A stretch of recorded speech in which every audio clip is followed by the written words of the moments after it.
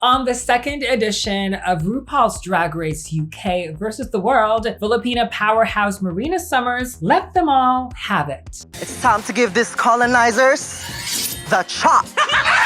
And she may not have won the crown, but she clearly won anyway. And because she captured the global audience with her amazing run on UK versus the World, plus Drag Race Philippines coming out of 2024 as the best international season for their stellar third season, there's been talk about a Philippines versus the World series. All of these are just ideas. I personally don't think that there's any conversation about it for real. But on Twitter, also known as X, the gays have an idea.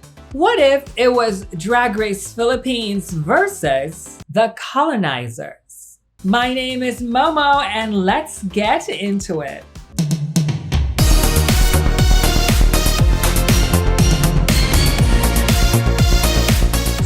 Now, I'm sure this is never gonna happen. The thing is, I'm sure there are a lot of white people who run World of Wonder. So this whole idea is probably just gonna stay a fantasy for us all. But anyway, it would be such a fun series if it actually happened. I mean, the term colonizers is just too intense. So again, this is just a fantasy. Speaking of fantasy, this is my dream cast based on my personal observations. I've been watching a lot of Drag Race in the last several years. So there's a lot of things going on here. My brain is just filled with hairspray and powder, but this brain thinks. And this is all based on my personal preferences. So if you guys have any other suggestions for these, feel free to chat about it in the comments. We're going to start with the Filipino queens, okay? So here is SISNE Pop's Dreamcast for the Never Gonna Happen Philippines versus the Colonizers. We're just beginning, but it's over. Bakit kasi hindi kayo makuha sa tingin? Ovi Cunt stepped into the workroom ready to shake things up. So from day one, I think a lot of people really agree that win or lose that season, she was gonna make her mark and she was gonna be a shoo-in for some international editions, and this might be the one perfect for her. What I personally love about Ovi Cunt during her run on Drag Race Philippines Season 2 was that she was always gonna let the girls know. For a girl who claims she's wearing couture, can we ask her to turn around? Butas yung likod ng skirt niya, so it's not couture. Clock, bitch. Like, she was never filtered. She never stops herself from sharing her thoughts. And some girls appreciated it. Some girls didn't. But I think that especially for the concept of the Philippine queens having to fight it out with queens from other franchises, I think that Ovi Cunt will bring such a fiery energy to the competition. Add to that the fact that I think she is an alternative queen. She's very, very spooky. She has a very dark aesthetic, which is actually something that you don't get to see much in the drag scene in the Philippines. So I'm sure Ovi will take it up a notch if she was ever gonna get the opportunity to represent the Philippines in this way. I feel like if someone from the foreign contestants step on her toes, she is not gonna let that slide. I am a bitch. I know that. It ain't Ovi till it's Ovi. Let's move on to another Filipino queen. Let's get it on with John Fideliaga.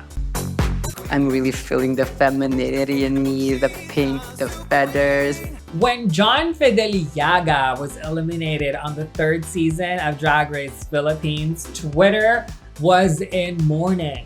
Number one, John was just such a lovable personality during season 3, but at the same time, she was also so good. Drag Race season 3 proved to be one of the best seasons in the franchise, and John Fideliaga is a great example. I was actually personally very shocked with the elimination. So primarily one of the reasons why I would love to see John on a season like this is because I feel like she deserves another chance. Not only to win the competition, but also to be a representation of what Philippine drag is. Because she really showed up and showed out on Drag Race Philippines. Oh, right, that's a really good point. I feel like production kind of edged her because I feel like she was slowly going to the top and then she just got eliminated. She was being edged. She's also kind of very, very funny. I think a lot of people didn't think that, but that Snatch Game performance was actually one for the books. I loved it very much. A lot of people loved it. Definitely, she was one of the contributing factors to why the Philippines' third Snatch Game was probably one of the best in the entire franchise. Let's keep it in the family because queen number 3 is from season 3. Let's say hello to Popstar Bench. Ciao, ciao, ciao!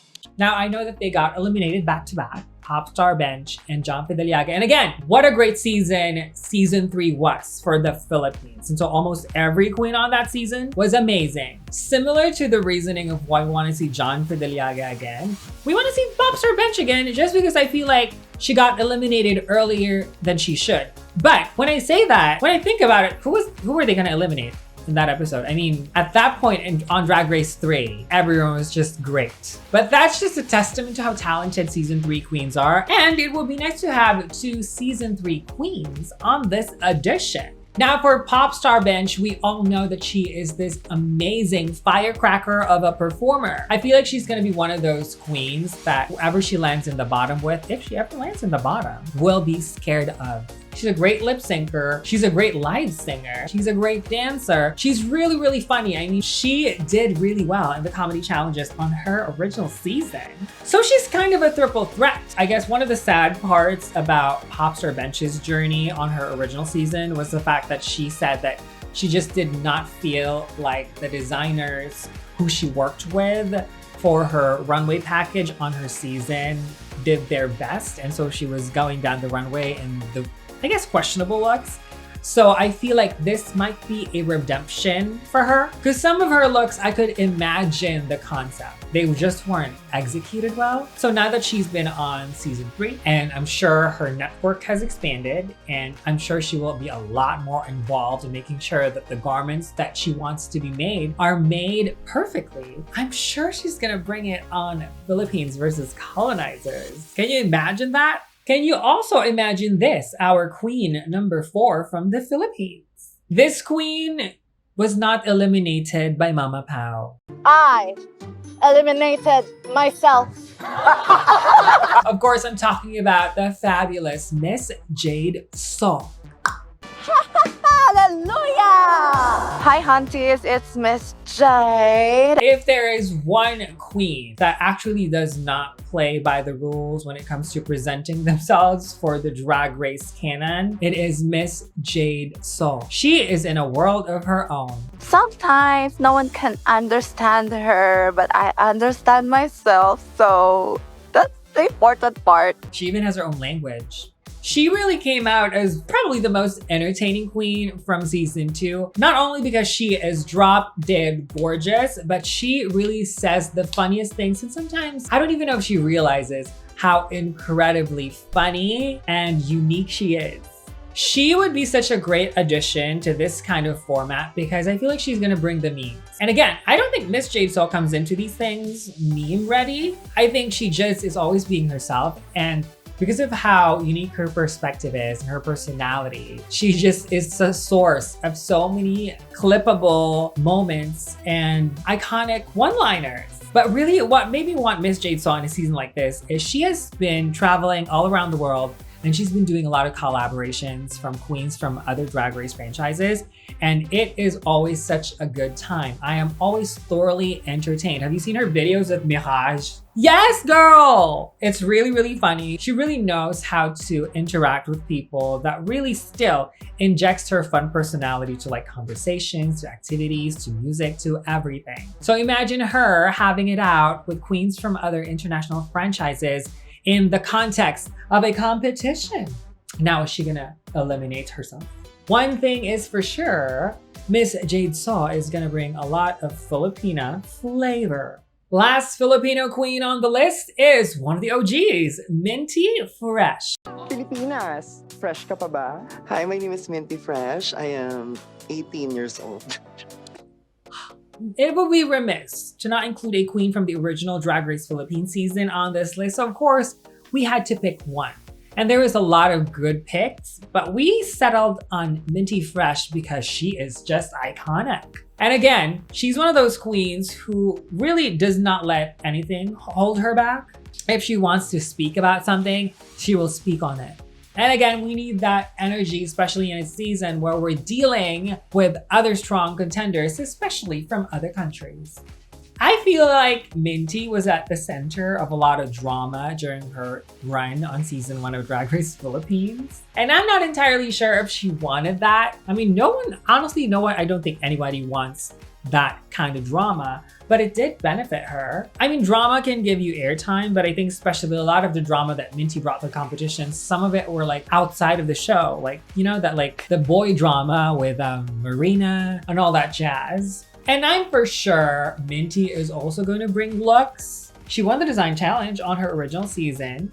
So it's kind of very interesting to me what she's gonna bring to this run on Philippines versus the Colonizers.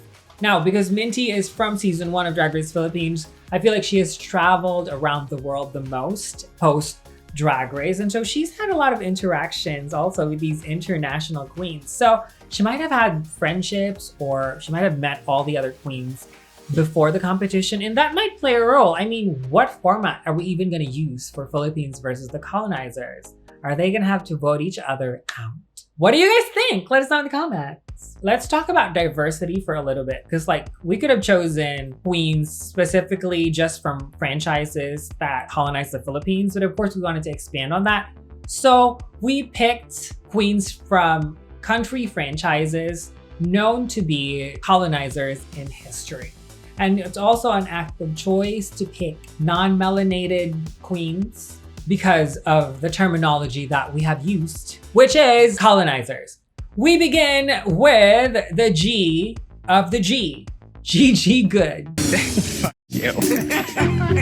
I love this drag queen. I remember I was already hard following her on Instagram, probably a couple of years before she was on Drag Race, just because I love her aesthetic. I just felt like she was so bold with color choices, and especially in terms of makeup. And I almost creamed my pants when I heard she made it to Drag Race. Here's the thing with Gigi Good. She is a good drag queen. She's a great drag queen. It's no wonder she made it to the finale of the, I guess, somehow cursed season 12. And what really stuck out to me during her run on the American season is looks after looks after looks after looks after looks. Now, it's also very interesting that season 12 was a long time ago and Gigi still hasn't done like an All-Stars or return for any kind of edition on Drag Race. And I'm sure that part of that is because she also did this very meaningful transition for herself over the last few years. And if you notice, on the Filipino side of the cast, there are trans queens. So it would be nice if there was also another trans queen on the colonizer side. Personally, I really love when big things happen in a former Drag Race contestant's life and they go through it and learn from it, and then they go back and compete, because there's always something really special about that. So that's why we get really, really powerful moments on All-Stars, for example. And maybe this moment for Gigi, who came into the competition years ago one way and now is competing again another, would bring this very nice story to the competition. Now, will she appeal to the Filipino audience? That is the question. From the US to the UK, from one gorgeous queen to another gorgeous queen, let's have Dakota Schiffer. Hair in mint condition. Okay, I like men, but my God, am I so attracted to Dakota Schiffer in drag. Beautiful, beautiful, beautiful. Dakota Schiffer's face is definitely gonna bring some beauty to the competition. Not that like all the other queens aren't beautiful, but of course, Dakota's not gonna appear not pretty, okay? My favorite thing about Dakota Schiffer was that she had such, in my mind, an inconsistent run on UK versus the world, but she did have shining moments. You just can't deny how talented she is.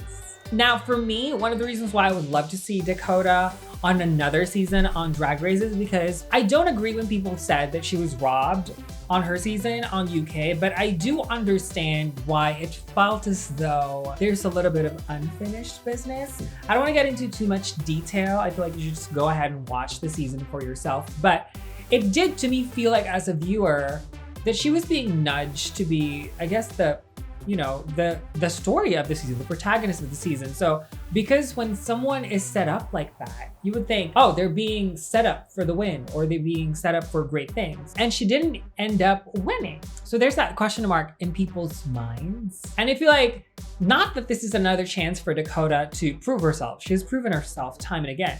But I think that this is a different take on the competition, and it's honestly really going to be exciting to see how she's going to use that old story and that old spirit from her past competition to try to do well on this kind of format. Foreign Queen number 3, we're gonna have to give it to La Grande Dame. La Grande Dame!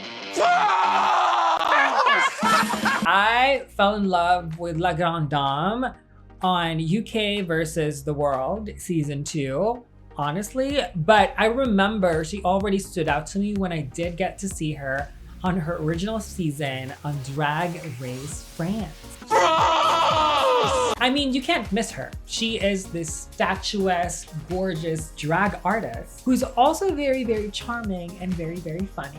And she took that up a notch when she returned and competed in Drag Race UK versus the World, where she had this amazing run, but also an amazing relationship with our Marina Summers. Bonjour!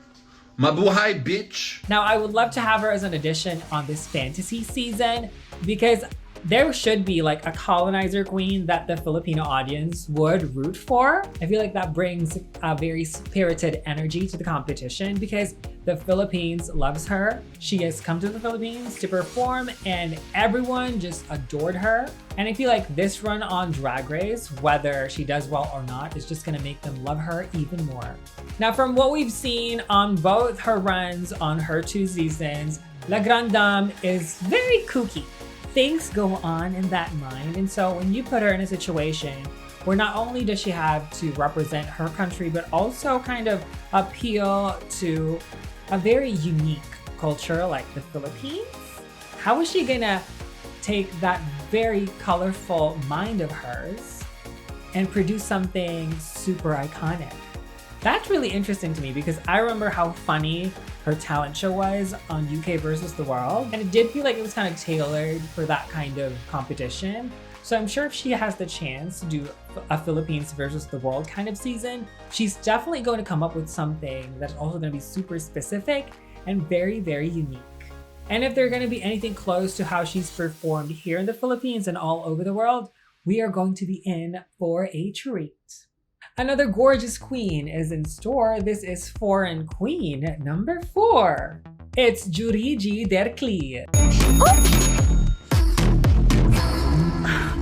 The Philippines' original colonizers, Spain. So we cannot have this season without a queen from the iconic Drag Race España. And I would say out of all the seasons that I watched, Jurigi Derkli is probably my favorite. Why I think she would be a nice addition to this competition is her attitude is just meant for very entertaining reality television. I feel like she's in her own lane in terms of thinking about what she really is, not just as a drag queen, but just as a character. One of my favorite moments on her season on España was there was a point where they kind of, I guess, ganged up on her. Like there was a moment where they were all just not understanding why she was still in the competition, but that didn't really faze her. Se llama coherencia. Aló, dígame. Sí, aquí la menos versátil del grupo.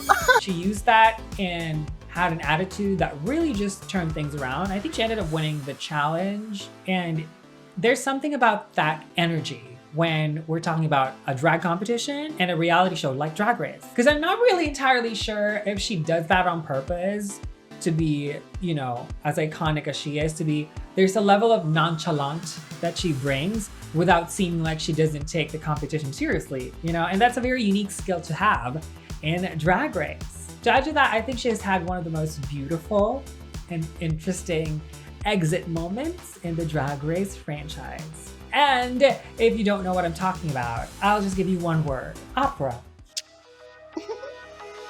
Now, Foreign Queen number 5 is kind of a controversial choice because I don't think that the fans still kind of love her. I don't really know what the T is, but let's go with Miss Cracker. Okay, Now, Miss Cracker, we picked just obviously by name. I mean, if we were gonna think about a Colonizer season, then we might as well pick someone whose name is probably White. I'm Miss Cracker, I'm thin, I'm white, and I'm very salty. And that's what makes me a cracker. Now, love her or hate her, she does have very good runs on both her seasons on Drag Race. Because she's a drag queen that really thinks. She's a drag queen who never wants to not do well. And that spirit is definitely gonna carry her through. Now, if she is actually in a competition like this, I feel like she's gonna be looked at as a threat, but only because she is a veteran. And I use the word veteran loosely because it's not like she's 90 years old. But she definitely has had a lot more exposure, not just Drag Race, but the world of drag in general. So can you all just imagine her interacting with the 5 Filipino queens on this format? Now, I think when you have someone like Miss Cracker in a cast, it could go both ways because it could go really well for her. I mean, we know that she's done well in a lot of challenges on Drag Race, but also it could put a really big target on your back. Not just from the other girls, but sometimes for production, who sometimes feel like they need to be a little playful.